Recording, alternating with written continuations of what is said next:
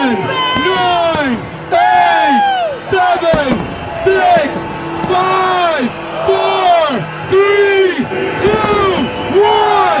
Happy New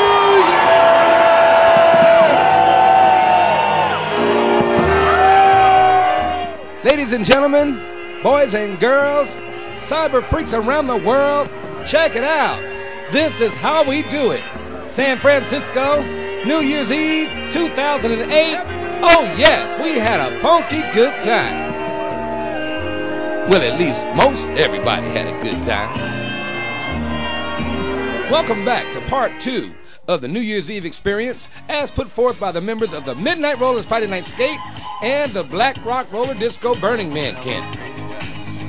We took San Francisco's midnight fireworks display and turned it into a real New Year's Eve celebration. Check it out.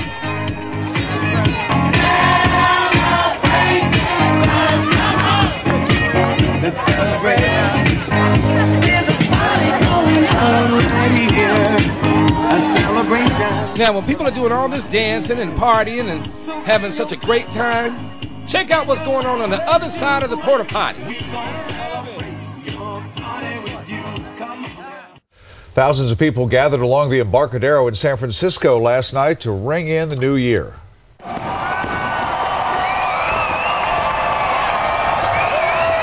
And it was all capped off with 15 minutes of fireworks. Police say it was mostly a peaceful night given the size of the crowd, but officers did end up arresting about 25 people for rowdy and drunken behavior and in some cases for fighting.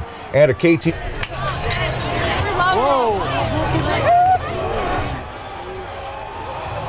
And things quickly got out of hand, as you can see there. Police responded with taser guns and ended up taking several people into custody. On TV right now. Channel 7 News. Make some noise. Make some noise. Make some noise.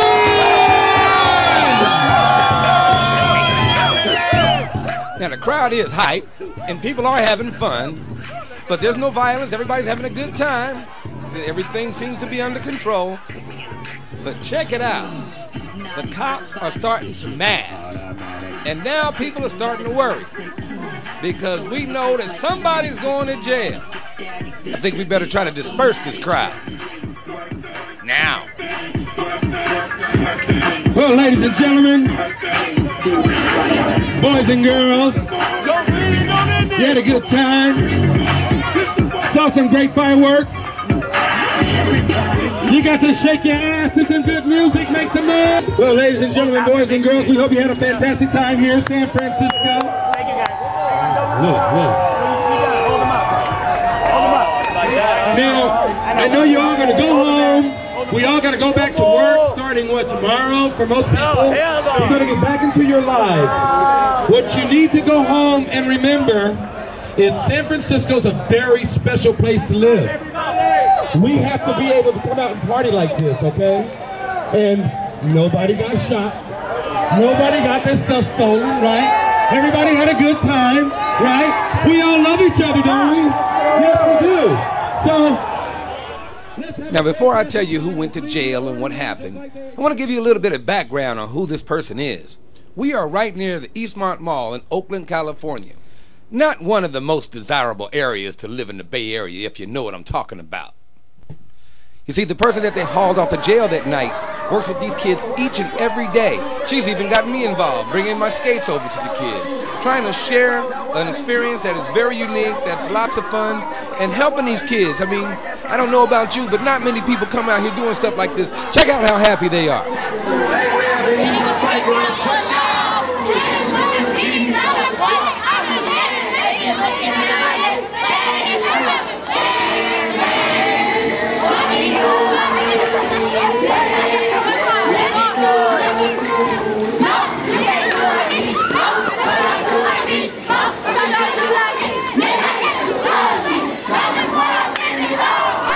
Well, folks, I think it's safe to say that skating in the classroom is a good thing, especially for PE. And that's what we're here to do. We're going to reward some kids for their PE prowess. But let's take the cameras into the classroom where you can meet up with Carla, close up and personal. Check it out. There goes our little jailbird. Okay, so you guys may remember D.Miles from our skate days that we had before. So he's back again just to kind of help us with these awards. And his wife, D.Miles, is also here. And these are the people I do Friday night skate with and Sunday skate with. And so they're pretty good friends of mine. And they were looking to reward somebody for effort and participation in PE class. And so Mr. Alexander came up with a list for us, and I just passed the list on to them. And so today they're going to present you guys with the skates. Yeah, people always talking about doing something to help the kids, but who's actually out there doing it? Through people like Carla, I'm able to come in and take my skating and involve people who never get a chance to do what we get to take for granted. Let's go out to Golden Gate Park and meet our jailbird teacher. All right, ladies and gentlemen, boys and girls, we're here with the person that caused the near riot. What's happening, Carla? Hi, I'm just putting on my skates. I had my skates taken off last night by the SFPD because I was arrested, and so I got to go to jail last night. That was a lot of fun, and hang out with a lot of very drunk people because that's usually all the people that's in the drunk tank. yeah, because there were a lot of drunk people in the drunk tank, except for me, because I had not been drinking. And so, so yeah, they were trying to, I guess, clear out the area last night after the New Year's celebration, and I kind of got caught up in not walking fast enough. I think I turned the wrong direction when this guy was already upset about something that was going on across the street, and so the cops grabbed me and threw me down. So they grabbed you, they threw you down, and were you drinking? Were you like intoxicated publicly? No, I was sober. You don't drink, do you? I don't drink, no. Right, and we all know that. I mean, we know who the drinkers are. I ain't gonna say that I'm not one of them, but you know, that was it. I was so surprised because when I saw you guys sitting on the ground, someone said that you guys had got stabbed. Yeah, I heard that. Yeah. Actually. So you know that there was a big fight going on the other side of the, basically like a block away from us. Yeah, I heard that later on, and I guess that was maybe what set off the aggro mode of the cops. Who knows? Did they throw you down on the ground? Did they get rough?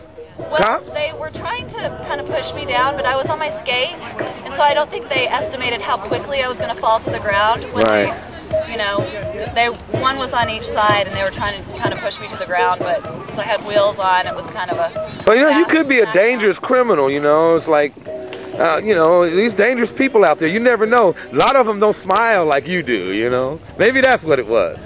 Was that it, maybe? Maybe. Did they leave any marks? Was there any bruises, anything like that? Oh, yeah, I got a shiner on my forehead. I don't know if you can see it anymore, but that's where my head hit when I went down. And probably my best wound is down here on my leg, because my legs were kind of bruised up. I got this from hitting the concrete, and I'm not really sure how I ended up with this bruise thing, but it's pretty good size. It had something to do with falling. And then I have this bruise. Wow. You could sue. That was your New Year's Eve present from the city and county of San Francisco. Yes, it was. That in the 4 hours I got to spend in the sobering tank. They had even spelled sobering tank wrong. I didn't want to tell them, but yeah, they had even mislabeled the tank with S-O-B-B-E-R-I-N-G, females. Right. Well, you know, in San Francisco, you know, like Halloween and other different celebrations, there's been violence, there's been a lot of different things like that. Where we were, there were music and there was stuff like that. What do you think of the scene that was going on where you were? Well, I thought it was a lot of fun. We did it last year. It's a lot of good, clean fun with kids, and you know, there's not a whole lot of drinking going on, and so it's a good, safe place for young people to party. So it's a good vibe. Lots of good music, skaters, and young energy.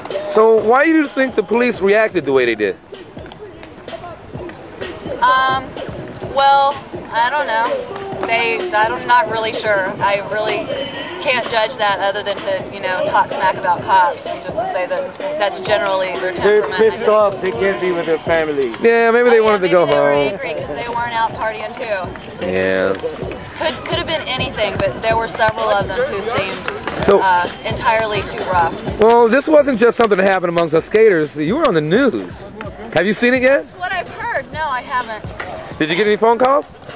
No, not yet, but I think I will be calling my principal soon because I teach, and it might not look good for a teacher to be getting charged with public intoxication. So. Well, maybe amongst the students, maybe that'll give you some street cred. Well, we'll be checking it out. Wave it, everybody. Happy New Year, Carla. Happy New Year. All right. So, hey, Jerry, you ain't getting away, man. What do you think? You were there, too. They almost took you, right? Yeah, they really overreacted, you know. We weren't really even a threat to them. They just seemed like they were already kind of bent to handle the crowd in a certain manner. So you guys were like standing next to each other, right? Yeah, she was just a little bit away from me, and we were actually trying to get out of there, walk away. And the guy was making her go the opposite way, but she was like with me, so she was trying to come back my way. Right. And then when she kind of resisted, they were kind of reacting to her, and so I was trying to get to her. And then when I accidentally touched the cop, then he reacted to me, and then there was like some more officers in my face. But they felt like that was like an assault or something? Pretty much, they thought I was a threat to them at that point, and they pretty much accosted me and forced me to the ground. And you weren't drinking either, right? No, as they forced me to the ground, they were telling me, like, you know, get to the ground, put my hands on my back, and I said, hey, I'm not resisting you, I'm not a threat, I'm just trying to get to my friend because you guys are overreacting to her. And, you know, she's like, that's like you guys are reacting to her so much, she's going to react the wrong way, and you're going to mistake it in the wrong way. So, you know, I was trying to calm down the situation, but they were already in a mode that if you just said anything, if you reacted anyway, no matter what you said, they were just going to be more hostile. Right. And so, and that's when I was talking to that sergeant guy, I was just like, you know what, it doesn't really matter what I say, because obviously you're already in a certain mode, and you can just really take me in and process me because you're saying I'm drunk. I'm not drunk, and you can test me and we can prove it then. And did they test anybody? No, actually after the fact, he told me he was going to let me go. He let me go, and he told me he was going to take my friend. And in a way, he knew she wasn't drunk either, but he was just proving a point by taking her in. Right. And he's like, he said he's going to release her in 4 hours. Right. And as long as she's like calm and whatever, it won't be an issue. Right on, man. And so it wasn't like he was going to test her or anything, he was just going to hold her. Well, other than... But they were going to hold her under a drunken disorder, like citation law. Right. They can do that. They don't have to test you. They can still take you in. It's like if you get pulled over for DWI, they can test you there at the car, or they can take you in to process you to do the test. A lot of times they do you at the car. But if they know you're not drunk, I've had this before, they'll take you in and just make you go through the whole rigmarole of going through the process, and they have no intention of testing you. Right. Because why would they wait? They want to get your results. Right. Well, other than this, how was there was no action. There was no negative activity going on where we were at anyway. So I don't know why they had like a whole like police barricade. Maybe something happened like down the block or whatever. But where everyone was at, everyone was like orderly, and people were starting to leave anyway before the cops did this whole militia barricade on the place. It was like Chinese Gestapo barricade. It was kind of crazy. Well, other than the cops and all that, did you have a good time? Yeah, I had a great time. Other than that, and, you know, I'm not getting down on like police, San Francisco. You know, they have to do their job, but I'm just saying it could have been, you know, gray. There's like gray areas. It's not black and white. And the people that they were handling in that part of the crowd or in that area, that whole area where everyone was at, everyone was orderly, and they could have dismissed them in a better way without being so physical and aggressive. That's great. I could see them being aggressive where the place needed it, and from what I understand, from what I heard on the news, what they were showing, those people that were actually fighting in another area, there were no cops even around to even stop it. But they were handling the people that were being orderly like they were the criminals. So, and it was like in a completely different area. It's kind of funny. That's great. Yeah. All right, well, wave at the crowd, man. Happy New Year, Jerry. Happy New Year. Glad to see you. I propose it to 2008. There you go. 2008, make it 2008. 2008, make it great, keep them skate. All right.